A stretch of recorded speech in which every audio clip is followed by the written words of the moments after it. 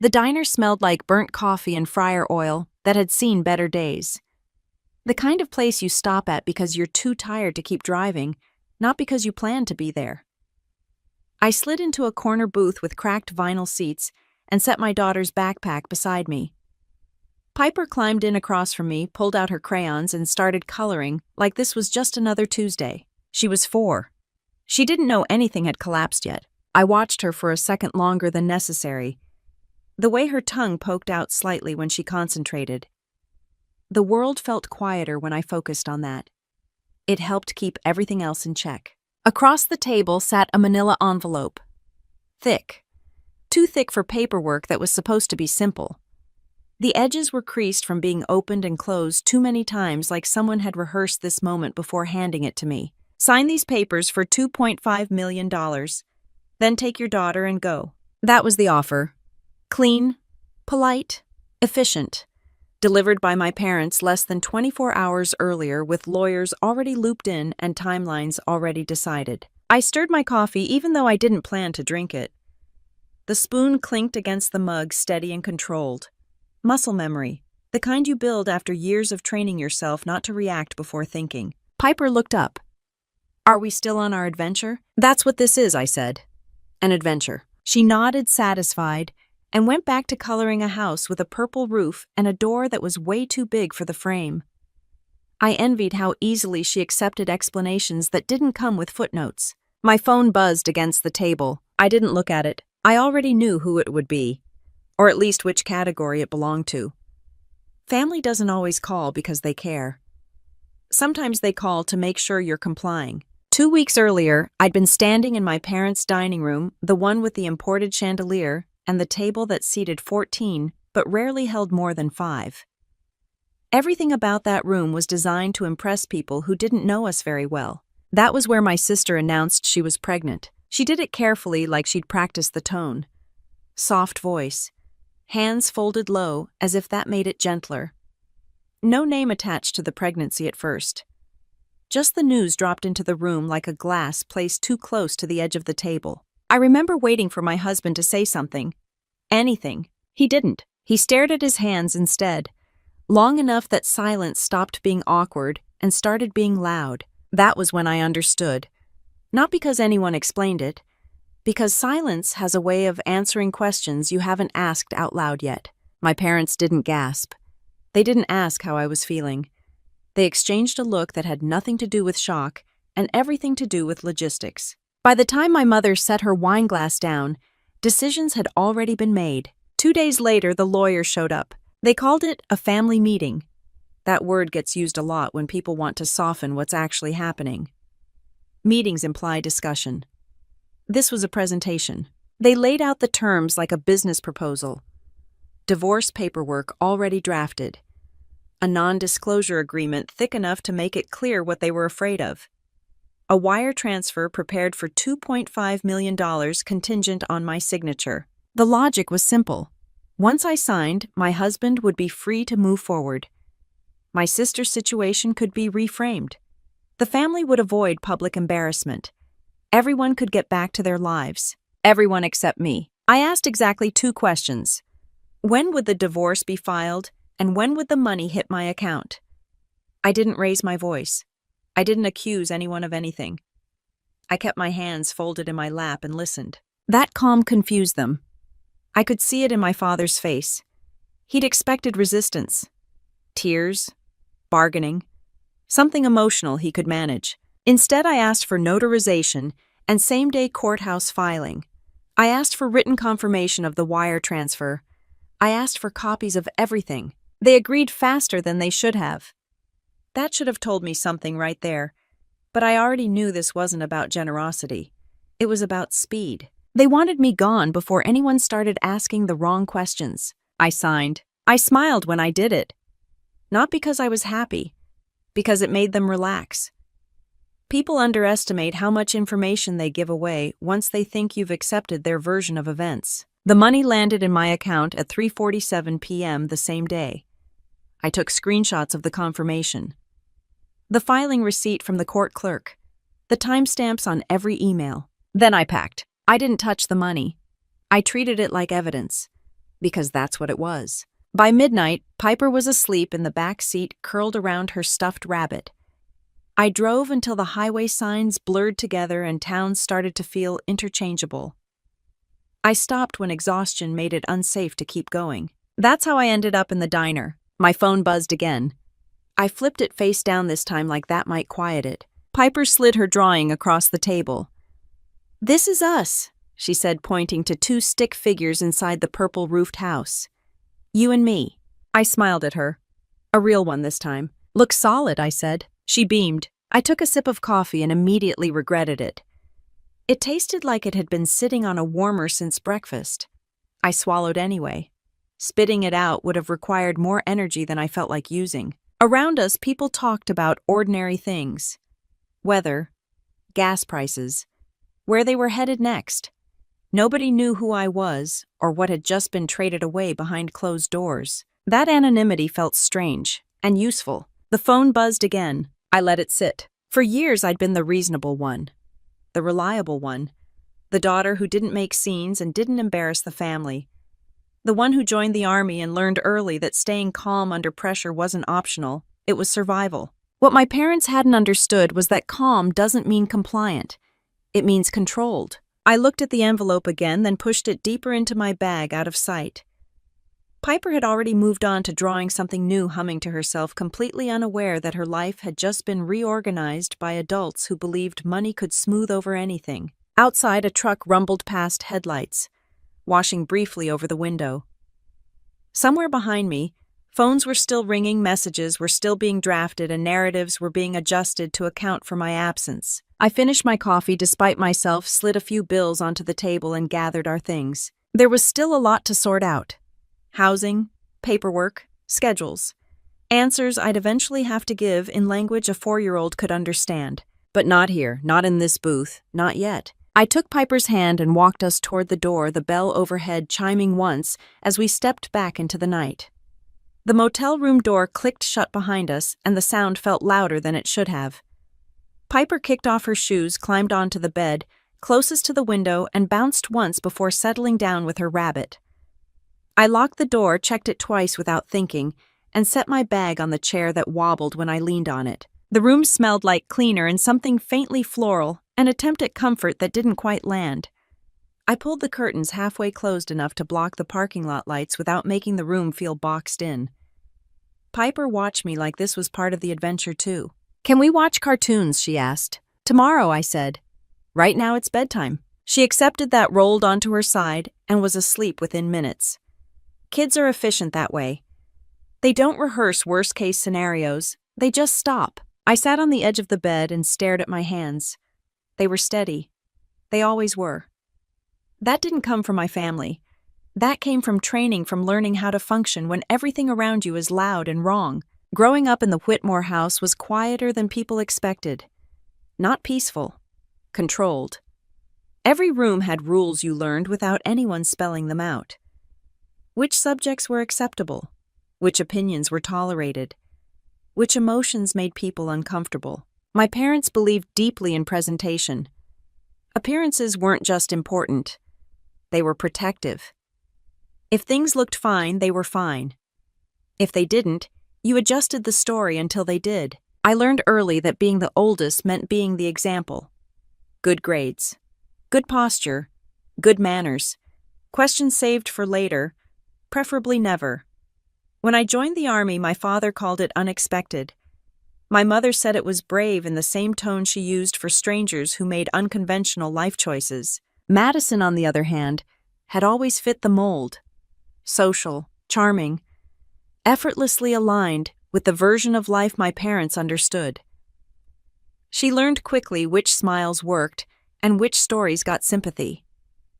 She never raised her voice because she never had to. When we were kids, she'd get caught sneaking out and somehow end up being comforted for the pressure she was under. I'd come home late from a study group and get a lecture about responsibility. It was subtle enough that you couldn't point to it without sounding petty. That pattern didn't change as we got older. It just got more expensive. By the time I married Evan, my parents were already invested in the optics. He had the right background, the right job. He looked good in photos at holidays. He laughed at my father's jokes. He knew how to keep conversations light. What he wasn't great at was conflict, or discomfort, or being the person who said no when saying yes was easier. I noticed it early. I just didn't think it would matter. Madison was always around. Dinners, birthdays, weekend visits that turned into overnights. She liked to joke that she was our third roommate. Evan laughed. I didn't. When she announced the pregnancy, the room didn't erupt. It shifted. Everyone adjusted posture expressions, recalibrated priorities, realigned. The question wasn't whether something had gone wrong. It was how to contain it. My parents moved quickly. That was the part that stood out. Not concern, not outrage. Speed. Within 48 hours, they'd consulted counsel.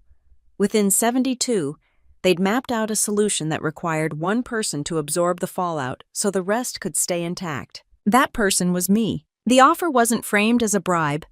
It was framed as protection. For Piper, for Madison, for Evan, for the family name. Everyone but the one being asked to disappear. In their version of events, I was the variable. The one that could be removed cleanly. I had my career. I was self-sufficient. I could start over. Those words were said like they were a gift. What they didn't ask was whether I wanted to. Sitting there in that motel room, I realized how familiar the logic felt. This wasn't a sudden betrayal. It was a continuation. The same rules scaled up. Keep things neat. Avoid embarrassment. Solve problems quietly. The Army had taught me something different. That clarity matters more than comfort. That if a plan only works when one person carries all the risk, it's not a plan. It's a sacrifice. I stood across the room and set my phone face down on the dresser. No calls. No messages. I needed space to think without being managed. Piper shifted in her sleep, murmured something unintelligible, then went still again. I watched her chest rise and fall. That rhythm anchored me more than anything else. In my family, children were achievements, milestones, proof that things were moving forward on schedule. Piper wasn't any of that to me. She was the reason schedules stopped mattering. I sat back down and opened my bag. Not the envelope this time, but the smaller folder I'd packed on instinct. Copies of everything. IDs, birth certificate, insurance cards, things you grab when you don't know how long you'll be gone. My parents would say they did what they had to do. That emotions complicate things. That sometimes the practical choice hurts someone in the short term, but benefits everyone in the long run. They'd say that because they believed it. What they never seemed to grasp was that practicality without accountability isn't neutral. It just favors whoever already has leverage. I lay back on the bed without turning off the light, staring at the ceiling. The texture looked like it had been painted over too many times. Layers hiding layers. Eventually, everything underneath shows through. I wasn't angry. Not yet. Anger takes energy. This was something else. Assessment. The quiet inventory you take before deciding your next move. Outside, a car door slammed. Someone laughed. The world kept going. That was fine. It didn't need to stop for me. I reached for my phone, turned it face up, and scrolled past the missed calls without opening any of them. There was nothing there I needed to hear. Tomorrow I'd start making calls. Housing, childcare, legal advice. The boring, necessary steps that don't make good stories but determine how things actually turn out. For now, I turned off the light and lay there in the dark, listening to the steady hum of the heater. The Whitmore family would already be adjusting, telling themselves this was the cleanest outcome. They always preferred clean. What they didn't see was that clean surfaces still crack when there's too much pressure underneath. The phone vibrated against the nightstand hard enough to rattle the lamp, and I caught it before the sound woke Piper. The screen glowed with my mother's name, lighting up the room in a way that felt intrusive. I stepped into the bathroom, closed the door quietly, and answered. She didn't ask where I was or how Piper was doing. She went straight to the point, voice carefully measured like she was reading from notes she didn't want to admit existed. Madison had something important to share. Could I come by in the morning? I said yes, because saying no would have turned it into a scene, and scenes were always blamed on the person who refused to cooperate. By mid-morning, I was back in my parents' house, standing in the same kitchen where nothing ever seemed out of place. Every surface clean, every appliance chosen for how it looked, not how it worked. Madison sat at the island, hands folded, eyes slightly red like she'd practiced crying just enough to make it convincing. Evan stood near the window. Not next to me. Not next to her. Somewhere in between, like he thought that position would keep him neutral. My mother hovered, pretending to be busy with coffee that no one asked for. My father leaned against the counter, arms crossed, waiting. Madison cleared her throat. She said she was pregnant. She didn't look at me when she said it. She looked at my mother. There was a pause. Not the stunned kind.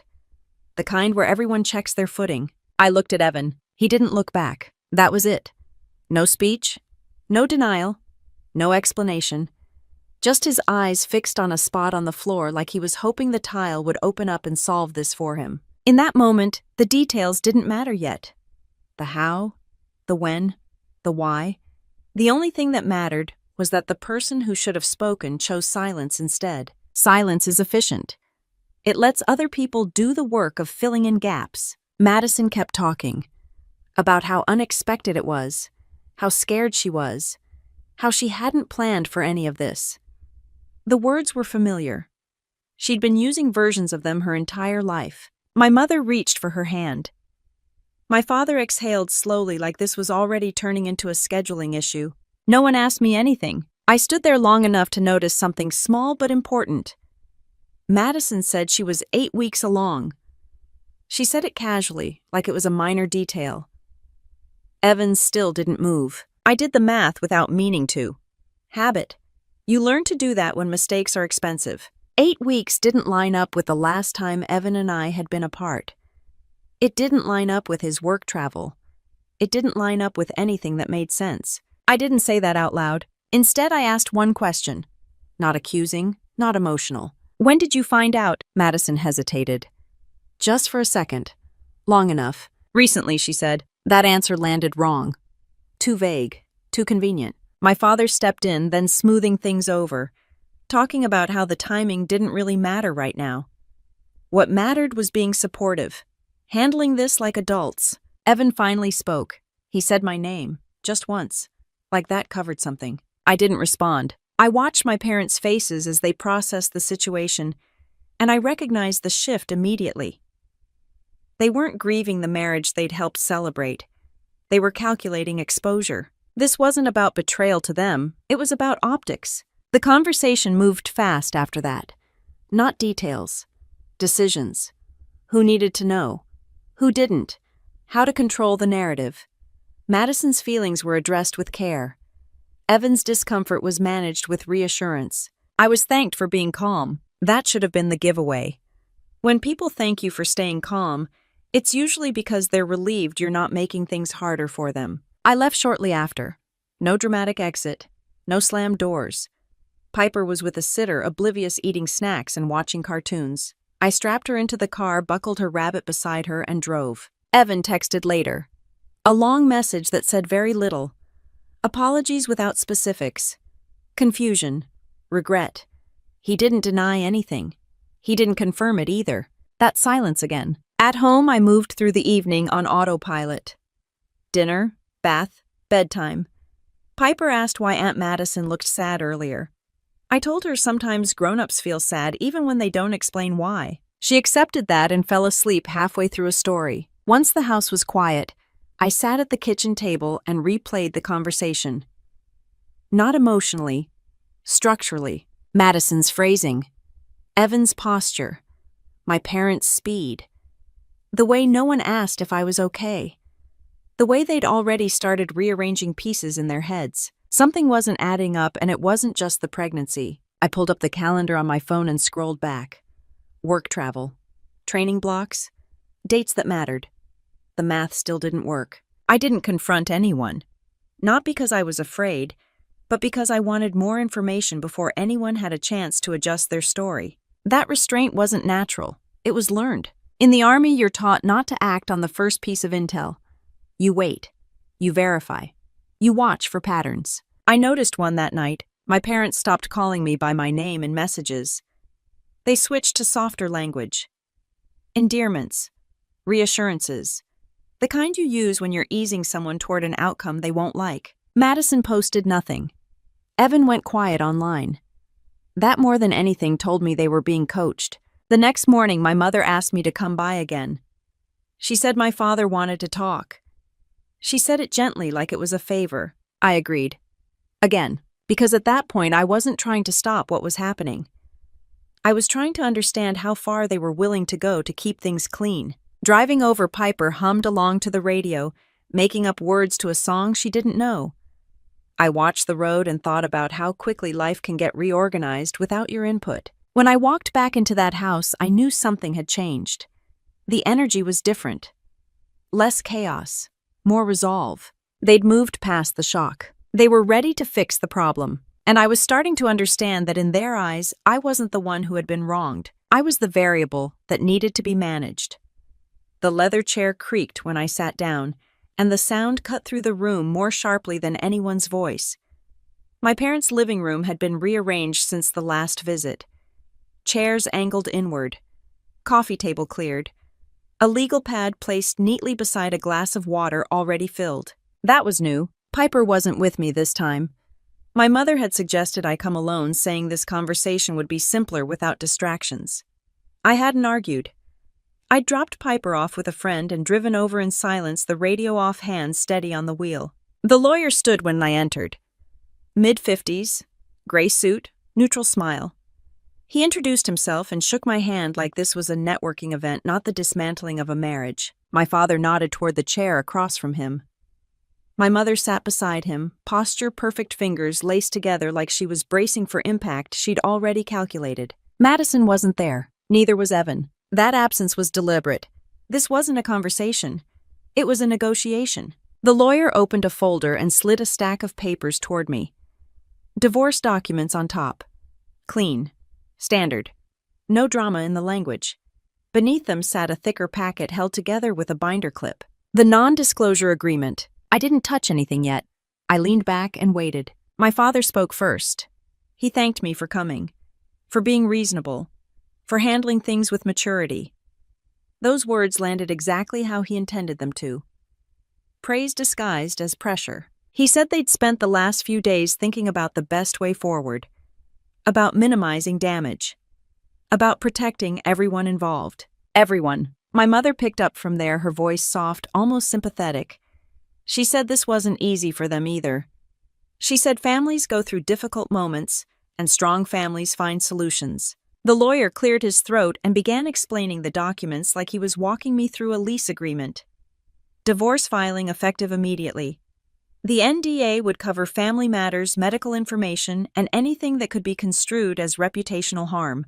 Then came the number, $2.5 million. The lawyer said it evenly, like it was just another figure on a balance sheet. My father watched my face closely, waiting for a reaction. Surprise. Relief. Anger. Something. I gave him nothing. I asked one question.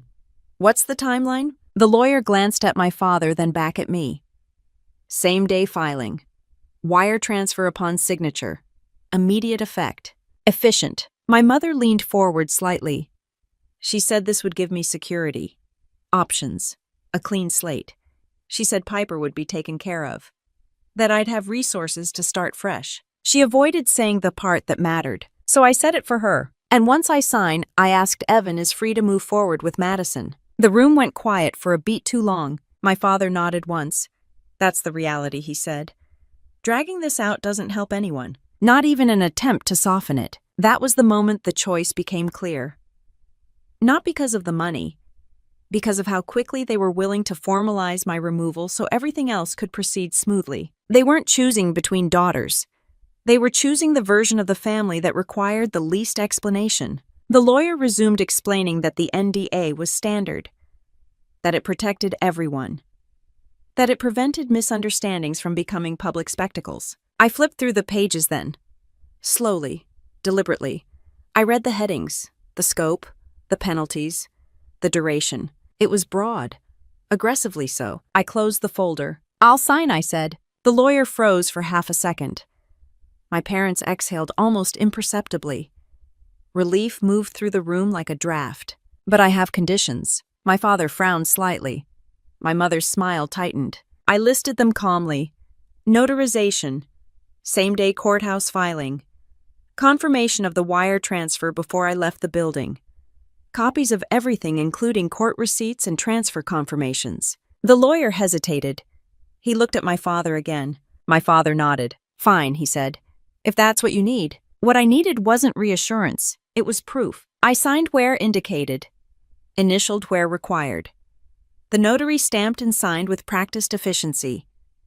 The lawyer made a call from the corner of the room. My phone buzzed with a bank notification before the ink was dry.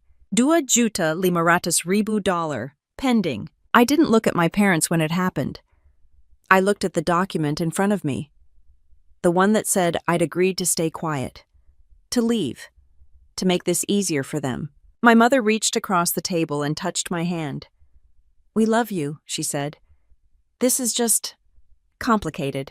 I withdrew my hand gently, not dramatically, just enough to make the boundary clear. I'll need copies of everything before I go, I said. The lawyer slid them over, neatly stacked, labeled. I gathered the papers and stood.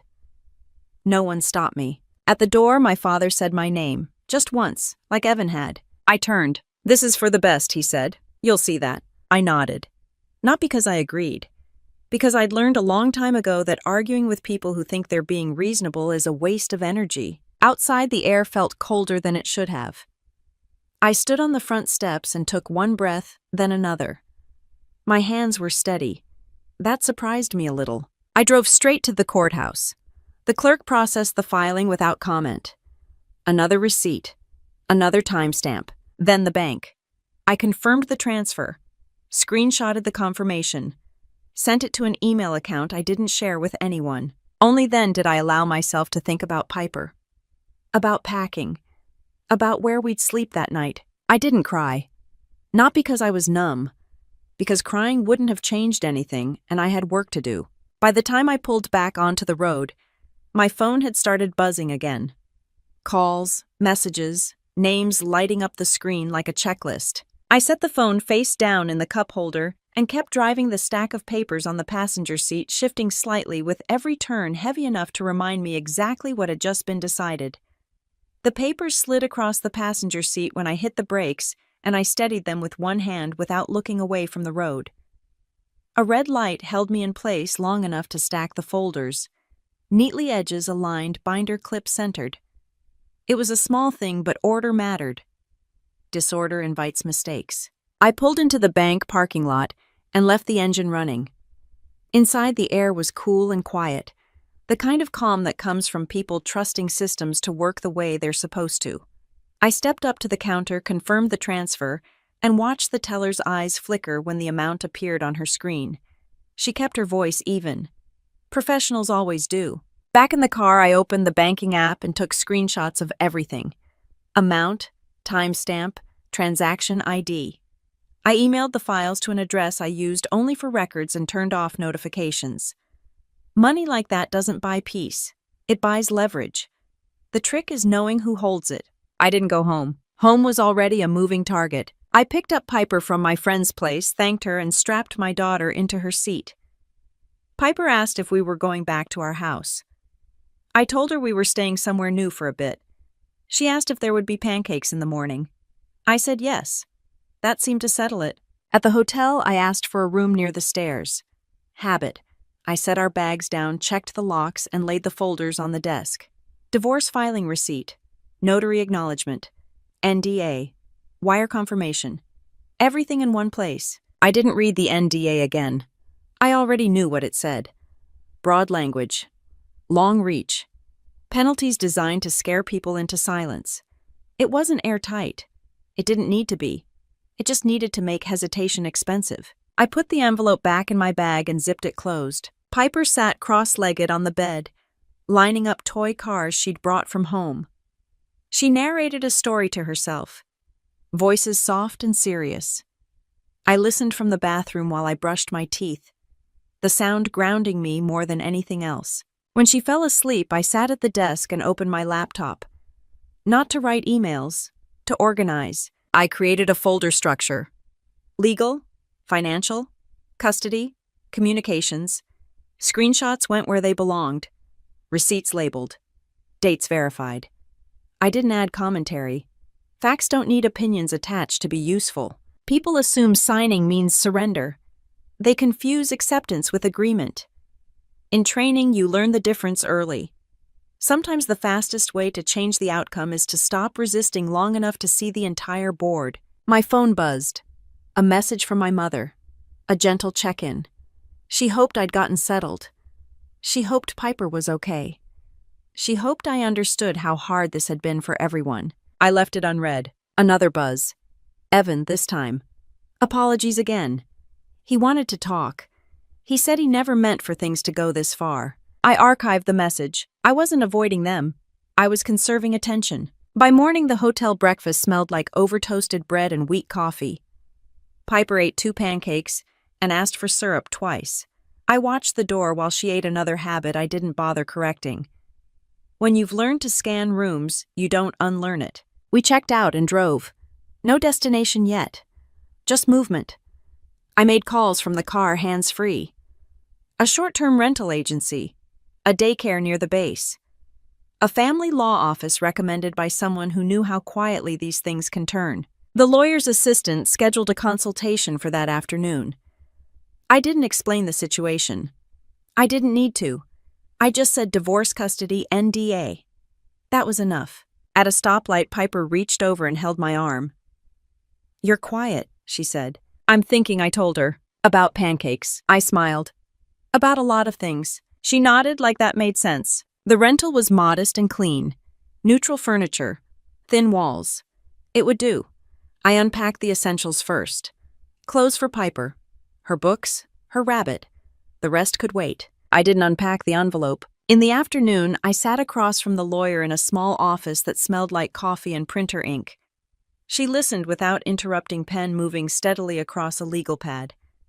When I finished, she leaned back and asked for the documents. She skimmed quickly. Too quickly to be impressed by the money. That was good. "This NDA is aggressive," she said. "Overly broad. Designed to intimidate." "Is it enforceable?" I asked. "Not the way they think," she said. "You can't contract away fraud. Or facts. And coercion changes the math." That word again. Coercion. It fit better than any of the softer ones my parents preferred. We talked custody. Timelines. Jurisdiction. I answered questions directly. No embellishment. No commentary. Facts only. When I left, I felt lighter. Not relieved. Or hopeful. Clear. That night, I made pasta in the rental's small kitchen and ate at the counter while Piper colored. I taped her drawings to the fridge. She told me stories about the characters she'd invented. I nodded at the right moments. After she went to bed, I opened my laptop again. I drafted a single email to my commanding officer. Brief, professional. I requested temporary flexibility due to a family matter already documented. No details, no drama. I closed the laptop and sat there for a minute listening to the building settle. Someone upstairs dropped something heavy. A door slammed down the hall. Normal sounds. Ordinary lives. My phone buzzed again. This time it was my father. A missed call. Then a text asking if we could talk. He said he wanted to make sure everything had gone smoothly. Smoothly. Like a transaction. I didn't respond. I turned the phone face down and stacked the documents again, edges aligned. Money sat in my account untouched. Silence sat between me and the people who thought they'd solved a problem. I rinsed the dishes, wiped the counter, and checked the locks one more time. Piper slept soundly, one arm flung over her rabbit. I stood there longer than necessary, then turned off the light and sat in the dark for a moment, letting the quiet do its work. The printer whirred to life as soon as I hit send, spitting out copies of documents I'd already memorized. I stacked them while the ink was still warm, aligning the corners the way I'd been taught to do with maps and briefing packets. Piper sat at the small table behind me, eating cereal straight from the box and watching cartoons at a volume low enough not to echo through the walls. This was what stability looked like now. Temporary, organized, quiet. The lawyer's office was a short drive from the rental. I got there early, checked in, and sat with my back to the wall out of habit. Dana Klein came out right on time. She didn't waste minutes on small talk. She motioned me into her office, closed the door, and asked for the folder. I handed it over. She flipped through the paperwork quickly, stopping only to mark a few pages with yellow tabs. The NDA got the longest look. She read it once, then again, slower this time. They moved fast, she said. They wanted it done, I replied. That's usually when people make mistakes. She tapped the NDA. This isn't about privacy. This is about silence. They're trying to cover more than they're allowed to. I told her about this timeline, how quickly the offer came together, the insistence on immediate filing, the wire transfer waiting before I'd even finished signing. She nodded. That's not generosity, that's leverage. I asked the question that had been sitting in my chest since the money hit my account. Can they actually enforce this? Not the way it's written, she said. You can't use an NDA to block facts, especially not if there's coercion involved. There it was again. That word. She explained it plainly. When one party applies pressure using financial power, emotional manipulation, and urgency, the agreement becomes vulnerable. Courts don't like silence bought under duress, especially when children are involved. Speaking of which, she added, sliding another document toward me, custody. We went through the basics: temporary primary custody filings, jurisdiction, the importance of timing, the advantage of being the first to establish a stable environment for a child. You didn't leave in a hurry, she said. You left cleanly. That helps, I nodded. Leaving cleanly had been the point. Dana leaned back in her chair. One thing you should understand, she said. They think the money solved the problem. That means they're not thinking defensively anymore. I let that sit. On the drive back, I replayed the conversation without emotion. Just sequence. Cause and effect. My parents believed money could buy silence because it always had before. They believed problems were contained if no one talked about them. What they hadn't accounted for was documentation. At the rental, I set up a new folder labeled Communications. I saved every missed call, every text, every voicemail. I didn't respond. Response invites negotiation. I wasn't negotiating. Piper asked if we could go to the park. I said yes. We walked 2 blocks to a small playground with cracked pavement and swings that creaked when you moved. Piper ran ahead fearless while I took a seat on a bench and watched. A woman sat down beside me with a toddler and a juice box. She smiled politely. We exchanged a few words about the weather. Normal conversation. No context. No baggage. I realized how little anyone around me knew. How invisible I was here. That anonymity felt like protection. Back home, I started the custody paperwork. Dana had sent templates and instructions. I followed them exactly. Dates, addresses, employment details, housing information. No commentary, just facts. I included proof of my military assignment. Stable income, healthcare, a childcare plan. I didn't frame it as a fight. I framed it as continuity. That night my phone buzzed again. This time it was Madison. She asked how Piper was doing. She said she hoped I was okay. She added a heart at the end of the message, like that softened anything. I didn't open it. Instead, I checked my bank account again. The money sat there untouched. I hadn't moved $1. That wasn't restraint. It was strategy. Money tells a story when it stays where it was put. The next morning, I filed the custody motion electronically. The confirmation email came through within minutes. Another timestamp. Another receipt. I forwarded it to Dana. She replied with a single sentence. Good. That establishes the timeline. Timeline. Everything kept coming back to that. Later that afternoon, I received an automated email I almost deleted without reading. It had been forwarded from an old family contact address I'd forgotten was still tied to my account. The subject line caught my attention. It mentioned a prenatal appointment confirmation. No results, no details, just a date, a lab name, a scheduled test. I didn't open anything else. I didn't click links. I didn't forward it yet. I looked at the date and compared it to the calendar in my head. It didn't line up. Not with the story Madison had told. Not with the timeline my parents had accepted without question. I closed the email and took a screenshot of the header. Just the header. Sender, timestamp, subject. I added it to the evidence folder. Piper came in from the other room and asked if I wanted to see a picture she'd drawn. It was us again. Two figures holding hands, this time with a sun in the corner. "Do you like it?" she asked. "I do," I said. "It's accurate." She grinned and taped it to the wall next to the others. That evening, Dana called. I told her about the email. I didn't speculate. I didn't ask what it meant. She listened, then said, "Don't do anything with it yet." I didn't need her to explain why. Timing was already doing the work. After dinner, I bathed Piper and tucked her in. She asked if we were safe here. I told her yes. She believed me and fell asleep without another word. I sat at the small table again and reviewed the folders one more time. Legal, financial, custody, evidence. The money remained untouched. I turned off the lights, checked the locks, and lay down, letting the quiet settle. Somewhere else, people were still adjusting plans, still assuming compliance. I stayed exactly where I was and let the facts continue to stack themselves. I folded the laundry on the narrow bed while Piper lined up socks by color on the floor, turning it into a game with rules only she understood. The rhythm of it helped fold stack-slide simple motions that kept my hands busy while my head worked through numbers I hadn't asked it to remember. The email header sat open on my laptop, brightness turned down. I wasn't reading it again. I didn't need to. The date was already burned in. So was the lab name. Those two details were enough. I closed the laptop and carried the folded clothes into the closet. Piper followed, narrating her system like a presentation. When she finished, she declared the job done and ran off to draw. I checked my phone. No new messages from my parents.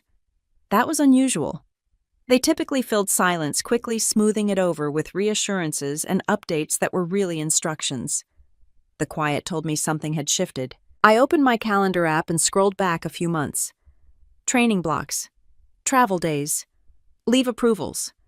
I overlaid Madison's stated timeline on top of it mentally, the way you layer maps to see what overlaps. It still didn't work. The test date was too early. The appointment had been scheduled before anyone claimed certainty, before the story had solidified. People don't rush medical tests unless they're worried about what they'll show. I didn't jump to conclusions. I wrote down questions instead. When was the test ordered? Who requested it? Why the urgency? In the Army, you're taught to distinguish between what you know and what you can prove. Knowing something privately is useful. Proving it publicly changes outcomes.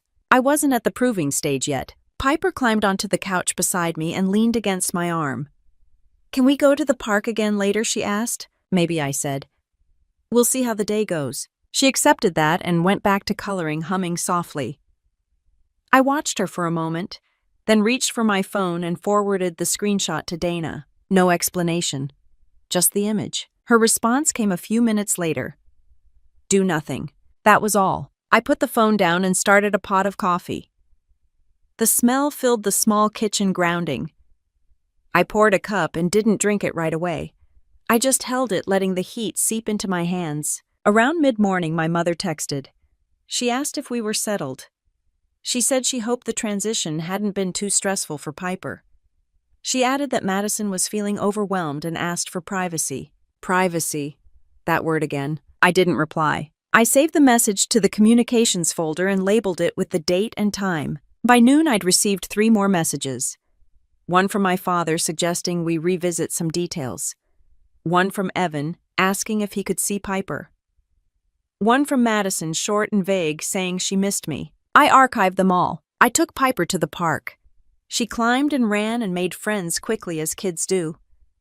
I sat on the bench and watched parents scroll their phones, sip coffee, talk about schools and schedules. Normal life moved forward, unaware that a carefully constructed narrative was starting to wobble somewhere else. On the walk back, Piper skipped ahead, counting cracks in the sidewalk. I kept pace behind her, alert without appearing to be. Another habit. Back at the rental, I logged into the secure email account Dana had recommended and organized the evidence folder again. I added notes this time. Just dates. No speculation. The lab name from the email header was reputable. Large, careful. They wouldn't send results to the wrong person, but automated confirmations went to whatever contact was on file. Old family accounts have a way of lingering. That wasn't luck. It was neglect. I pulled up Madison's social media. She'd been quiet for days, then posted a photo of her engagement ring that afternoon. The caption was light, vague, about gratitude and new beginnings. The timing was interesting. I closed the app. My phone buzzed with an unknown number. I didn't answer. A text followed instead. They rushed the test. No name, no context, just that sentence. I stared at it for a moment, then took a screenshot and added it to the folder. I didn't reply. I didn't need to know who sent it. I only needed to know that someone else saw the same crack forming. Dana responded quickly when I forwarded it. Good, she wrote. Fear makes people careless. That was the most she'd said so far. Dinner was simple. Pasta again. Piper asked if Aunt Madison was coming to visit. I told her not right now. She asked why. I said grown-ups were busy making plans. She nodded like that explained everything and asked for more cheese. After she went to bed, I sat at the table and opened my laptop again. I didn't research. I didn't dig. I resisted the urge to connect dots too early. Instead, I reviewed my own records. The custody filing confirmation, the housing lease, my duty schedule. Everything on my side was stable. That mattered more than whatever was unraveling elsewhere. At 9, my phone rang. My father this time. I let it ring until voicemail picked up. He didn't leave a message. 5 minutes later, my mother called. I didn't answer that one either. The silence on my end wasn't punishment. It was containment. The same tactic they'd tried to use on me, just reversed. I thought about calling them back. About asking direct questions. About forcing clarity. I didn't. Clarity comes whether you force it or not. The difference is who controls the timing. I closed the laptop and turned off the lights. The room felt smaller at night but manageable. Piper slept on her side hair, fanned across the pillow, breathing slow and even. I stood there for a moment listening, then walked back into the living area and checked the locks again. Somewhere conversations were happening without me. Adjustments were being made. Assumptions were being challenged. I stayed exactly where I was, letting the timeline do what it was already doing piece by piece without any help from me. I tightened the last screw on the cheap bookshelf and nudged it into place with my foot, checking that it didn't wobble. Piper handed me the level like we'd practiced, proud of her role. The bubble settled in the center. Good enough. Temporary furniture doesn't need perfection, just stability. She ran off to line up her books by color, humming to herself. I wiped my hands on a paper towel and glanced at my phone on the counter. No missed calls in the last hour. That alone was new. The wedding planning machine had kicked into gear. I knew because Madison's social media had come back to life. Not with details, with vibes.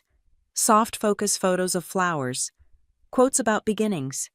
A ring shot from a new angle like the first one hadn't landed the way she wanted. She was careful not to post dates, or locations, or anything concrete. That told me the plans were moving faster than she could keep up with. My parents, on the other hand, had gone quiet publicly and busy privately.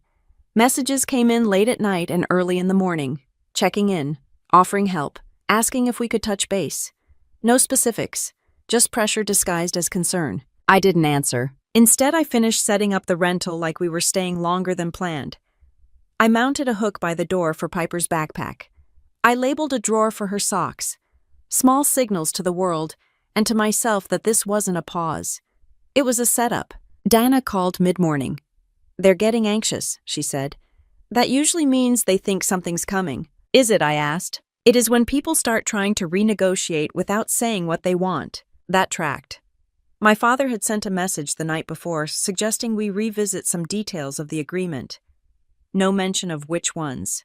Just a feeler. What do I do? I asked. Exactly what you're doing, Dana said. Nothing. Piper tugged on my sleeve and asked if we could bake cookies. I said yes. We pulled out the box mix from the cupboard and followed the instructions together. She cracked the egg with too much enthusiasm and got shell in the bowl. We fished it out and moved on. The oven preheated. The apartment filled with the smell of sugar and butter. Ordinary things happening on purpose. While the cookies baked, I scrolled through the messages again. Evan had sent 3 more, shorter each time. He wanted to see Piper. He said he missed her. He said he understood if I was upset. Upset wasn't the right word. I forwarded the messages to Dana and archived them. Supervised visitation would come later, handled cleanly without emotion. That wasn't revenge. It was structure. The cookies came out uneven. Piper declared them perfect anyway. We ate 2 each, and put the rest in a plastic container she decorated with a marker. That afternoon, a florist posted a photo that tagged Madison's account by mistake. It was gone within minutes, but not before I'd seen it. White roses, a venue I recognized from charity events my parents used to attend. I didn't save the image. I didn't need to. It told me what I needed to know. They were rushing. People rush weddings when they think time is working against them. When the story has to be locked in before someone asks the wrong question. By evening, the texts shifted tone. My mother asked if I'd received the cookies she'd sent through a delivery service. She hadn't mentioned sending anything. There was no package. It was a test, to see if I'd respond. I didn't. Piper asked why my phone kept lighting up. I told her sometimes grown-ups send messages even when there's nothing to say. She accepted that and went back to drawing. I checked my bank account again. The money still sat there untouched, a digital monument to my parents' confidence. They believed that once money changed hands, control followed. They were wrong about the order. At 9, my father called. I let it ring. 10 minutes later, my mother called. I let that ring too. A voicemail followed her voice tight, telling me they were worried and asking me to please call back. I didn't delete it.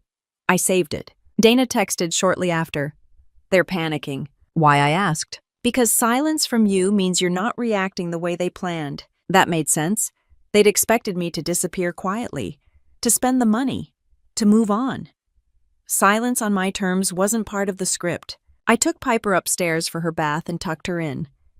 She asked if she could wear her favorite dress tomorrow. I said yes. She smiled and fell asleep almost immediately. Downstairs, I turned off the lights and sat at the table with my laptop open but idle. I didn't refresh feeds. I didn't check emails. I just sat there listening to the building settle to the hum of the refrigerator, to the steady quiet that had replaced the constant noise of other people's expectations. Another text came in from an unknown number. Just one line. Make sure you're not home this weekend. I stared at it for a moment, then saved it to the folder without replying. Advice like that doesn't come from nowhere. It comes from proximity. I forwarded it to Dana. Her reply came back fast. They're trying to get ahead of something. Do we do anything I asked? No, she said. We let them. I closed the laptop and checked the locks again. The night outside was still. No cars passing, no voices. Just the quiet of a place that didn't know us yet. Somewhere else, seating charts were being finalized. Dresses altered. Calls made to vendors with urgent requests. Smiles practiced. Explanations rehearsed. I stayed where I was, stacking ordinary days on top of each other, letting impatience work on the people who believed speed could outrun facts. I was spreading peanut butter on toast when my phone started vibrating against the counter, slow and heavy like it had weight. Piper sat at the table, swinging her legs, humming to herself while she peeled a banana. The morning felt ordinary on purpose. I kept it that way. I wiped my hands on a paper towel and checked the screen. My mother. I let it ring. A second later, another call came in. My father this time. Then Evan. Then a number I didn't recognize. The phone stopped, then started again like someone had finally realized volume mattered more than patience. I set the toast in front of Piper and told her to eat slowly. She nodded seriously and took a careful bite. The phone buzzed again. A text this time. There's been a complication. No greeting, no explanation. I took a sip of coffee and tasted nothing. I didn't reply. A few minutes passed. Long enough for the toaster to pop again. Long enough for Piper to finish her banana and ask if she could have another piece of toast. I said yes and flipped the bread back into the toaster. The phone rang again. Same number as before. I picked it up this time and answered without speaking. My mother's voice came through, strained and unfamiliar. She was talking too fast, words tripping over each other like she was afraid silence might finish the sentence for her. She said the lab had called. She said there had been a mistake. She said no one was sure how it happened, but the results were unexpected. I waited. In the background, I could hear other voices, overlapping. Someone crying hard enough to lose breath. A chair scraping against the floor. My mother inhaled sharply and said the words like she was ripping off a bandage. The DNA test came back. Evan wasn't the father. I closed my eyes for half a second, not because I was shocked, but because confirmation carries weight even when you're prepared for it. Knowing and proving are different experiences. What does that mean? I asked. She paused, recalibrating. It means there's been a misunderstanding, she said. We're trying to sort out what went wrong. A misunderstanding. Not a lie. Not a manipulation. A misunderstanding. In the background, someone raised their voice. I recognized Madison's tone immediately. Sharp, panicked, accusatory. The toast popped. I hung up. I buttered the bread and slid it across the table to Piper. She smiled and took a bite, crumbs scattering across her shirt. Are we going somewhere today? She asked. I don't think so, I said. We're staying put. She accepted that without question. The phone lit up again. Evan this time. I let it go to voicemail. Then another call. Then another. Messages followed. Apologies layered on top of confusion, layered on top of panic. I didn't open any of them. I checked my email instead. There it was. An automated notification from the lab forwarded through the old family contact chain. No details. No results attached.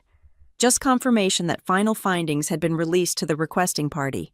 Time-stamped. I took a screenshot and added it to the folder. Dana called a minute later. It happened, she said. Yes, I replied. They're scrambling. I can hear that. Good, she said. Don't engage. I put the phone down and helped Piper wipe her hands. She asked if she could watch cartoons. I turned on the TV and set the volume low. Outside, the day moved on like it didn't know what was happening across town. Cars passed. A dog barked.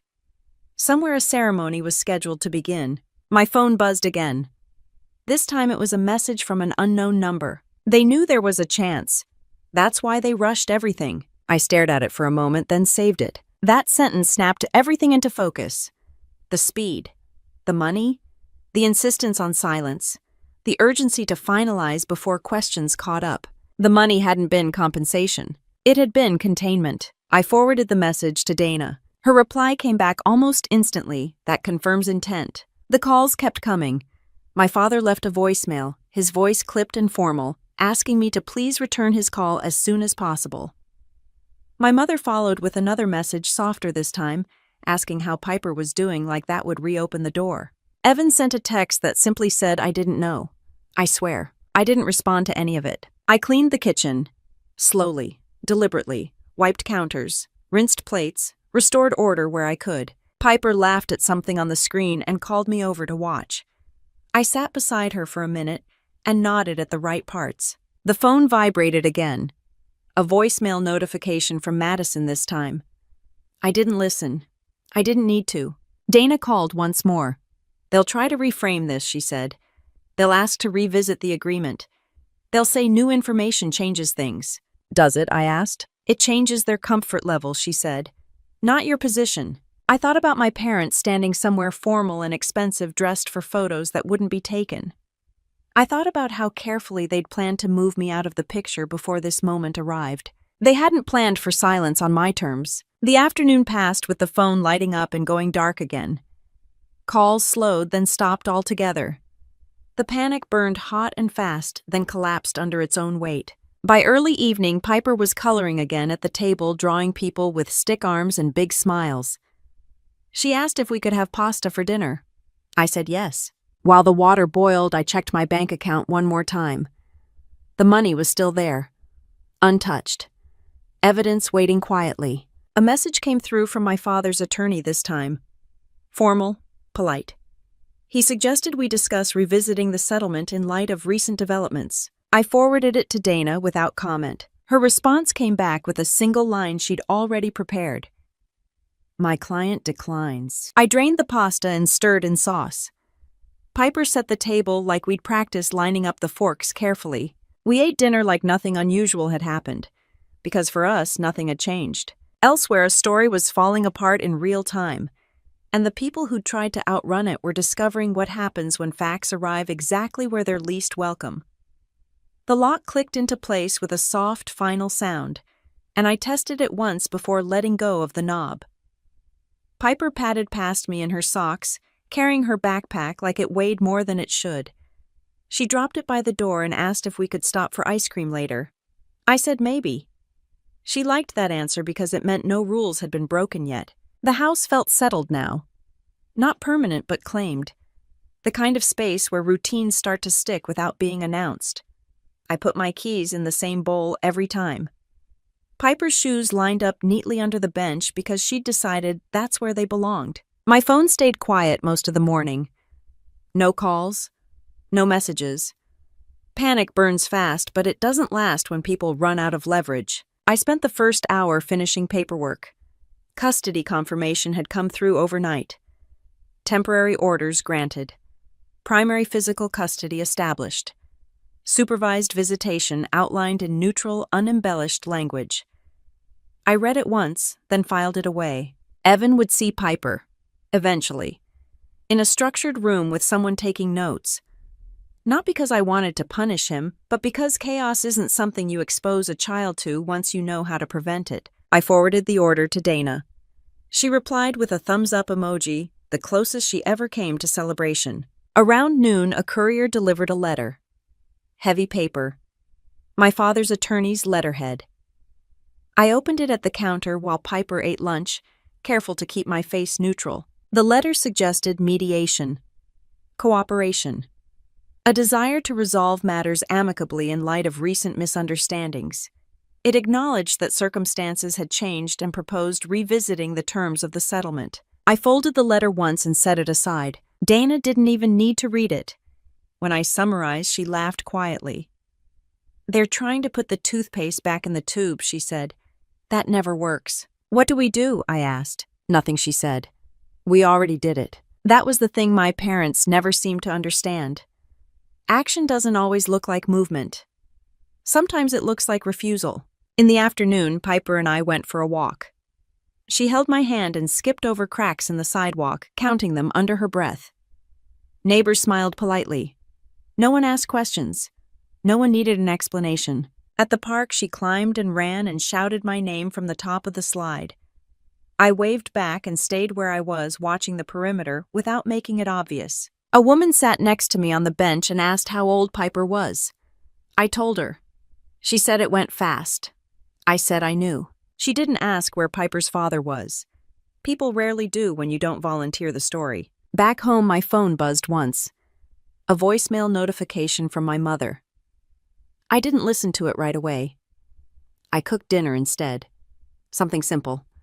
Chicken, rice, vegetables Piper actually ate. Afterward, while Piper colored at the table, I listened to the voicemail. My mother's voice sounded smaller than I remembered, less polished. She said she hoped we were well. She said she hadn't handled things perfectly. She said families make mistakes. She stopped before apologizing. I deleted the message, not out of anger, out of clarity. Apologies that arrive after consequences aren't meant to repair. They're meant to soothe. That evening, Evan texted again. Short, direct. He asked if we could talk. He said he wanted to explain. I didn't respond. There was nothing left to explain. Silence had already done the work. Weeks passed without incident. The money stayed where it was. I didn't spend it. I didn't move it. It sat untouched, a quiet record of exactly how far my parents had been willing to go. The wedding never happened. Vendors refunded what they could. Friends asked questions that didn't get answered. Stories circulated without anyone officially confirming or denying anything. That kind of uncertainty is uncomfortable, especially for people who live on appearances. My parents stopped calling entirely. The last contact came through an assistant asking for confirmation that all communications should go through counsel. I replied yes. That was the end of it. Piper started a new daycare. She made friends quickly. She came home with finger paintings and stories about playground drama that felt refreshingly low stakes. I put her artwork on the fridge and learned the names of kids I'd never meet. I adjusted my work schedule and settled into a routine that didn't require explanations. My commanding officer approved the changes without comment. Professional lives run on documentation, not rumors. One afternoon, months later, I ran into Madison by accident at a grocery store across town. She looked tired. Not physically, The kind of tired that comes from managing too many versions of yourself at once. She saw me. I saw her see me. For a moment, neither of us moved. She opened her mouth like she might say something. An apology. An explanation. A request. I turned away and kept walking. Not because I was afraid of what she'd say, because I didn't owe her the space. At home that night, Piper asked why she didn't see Aunt Madison anymore. I told her families change sometimes. She accepted that and asked if we could have popcorn. We made popcorn and watched a movie. She fell asleep halfway through, head heavy on my shoulder. Later, after I carried her to bed, I sat at the table and opened the folder one last time. Legal, financial, custody, evidence. I didn't need to look at it anymore. The outcome had already settled. People sometimes ask if I regret not fighting harder. If I wish I'd confronted them. If I think I gave up too easily. I didn't give up. I stepped aside. There's a difference between losing and refusing to participate in something that was never built to include you fairly. Walking away isn't weakness when staying requires you to carry someone else's shame. The truth doesn't need help to surface. It just needs people to stop protecting it. I turned off the light and checked the locks out of habit, then stood for a moment in the quiet. Piper slept soundly, one arm flung over her pillow, completely unconcerned with any of it. Tomorrow would be ordinary. Breakfast, school, work, dinner. That was the point. They wanted me gone. So I left. And everything else took care of itself. People think revenge has to be loud to count. Public. Messy. Something you can point at and say that's where it happened. But the kind that lasts is quieter than that. It's choosing not to carry lies that were never yours. It's stepping out of a family drama that survives only because someone keeps absorbing the damage. In family revenge stories like this, the real shift happens when one person stops playing the role they were assigned and lets the truth stand on its own. No speeches, no threats. Just distance, structure, and time doing what they always do. If stories about family revenge, family drama, and quiet strength resonate with you, you're not alone. These aren't just stories about betrayal, they're about boundaries, clarity, and walking away without losing yourself. Subscribe to the channel if you want more revenge stories told this way, realistic, grounded, and focused on what actually happens after the noise fades.